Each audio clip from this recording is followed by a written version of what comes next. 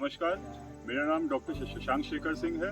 मैं यहाँ कृषि विज्ञान केंद्र नवादा में उद्यान विभाग में विषय वस्तु विशेषज्ञ के पद पर कार्यरत हूँ।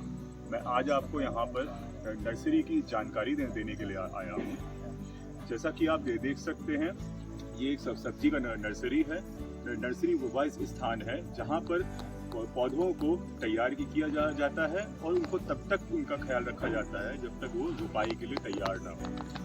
तो यहाँ पे पौधे एक विकसित तकनीक से तैयार किए जाते हैं। और जैसा कि आप जानते हैं कि नर्सरी दो प्रकार की होती है, स्थायी नर्सरी और अस्थायी नर्सरी। स्थायी नर्सरी जो होती है उसको परमानेंट नर्सरी बोलते हैं और जो अस्थायी नर्सरी होती है उसको टेम्परेरी नर्सरी बोलते हैं। जैसा कि आप देख रहे हैं, ये एक अस्थायी नर्सरी है। अस्थायी नर्सरी की विशेषता क्या होती है? यहाँ पर पक्की क्यारियां नहीं बनाई जाती हैं। यहाँ पर पक्की क्यारियां नहीं बनाई जाती हैं, यहाँ पे बेड बनाए जाते हैं। तो ये अस्थायी नर्सरी है। अस्थायी नर्सरी में वार्षिक फूल और सब्जियों का पौधा तैयार किया जाता है। ठीक है, यहाँ पर जैसे हमने बेड बना रखा है, तो किसान भाई ये बेड बनाते वक्त एक चीज का ध्यान रखें कि बेड की जो चौड़ाई रहे वो 1 मीटर रहे और बेड की जो लंबाई रहे वो कम से कम 5 मीटर रहे। तो एक बेड में आपका 10 से 15 केजी वर्मी कंपोस्ट लग जाता है। मेरा आपसे अनुरोध है, आप बेड में हमेशा वर्मी कंपोस्ट का ही इस्तेमाल करें। वर्मी कंपोस्ट को हिंदी में केचुआ खाद भी बोलते हैं। ये खाद इन पौधों के विकास के लिए बहुत अच्छा होता है।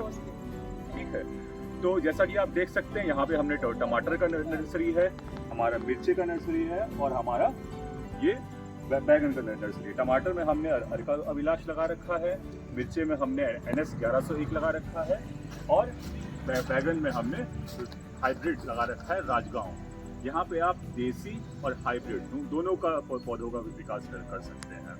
तो यहाँ पे आप जब भी पानी दें, पानी आप हमेशा फव्वारे से दें, क्योंकि फव्वारा जो होता है उसमें बूंद बूंद करके पानी गिरता है और वो पौधों को नुकसान नहीं करता है।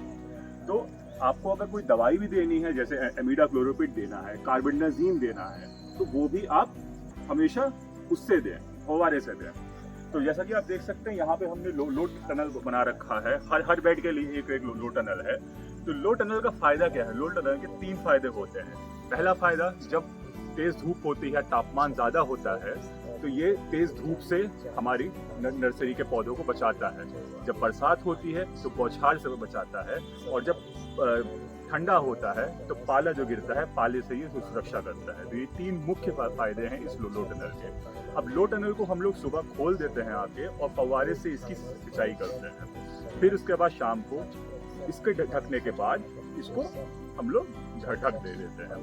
तो नर्सरी में आप इस तरह से पौधों का विकास कर सकते हैं और एक बेड में आपका 10,000 से 20,000 पौधा तैयार हो सकता है। इसी जानकारी के साथ मैं अपनी वाणी को विराम देता हूँ। नमस्कार।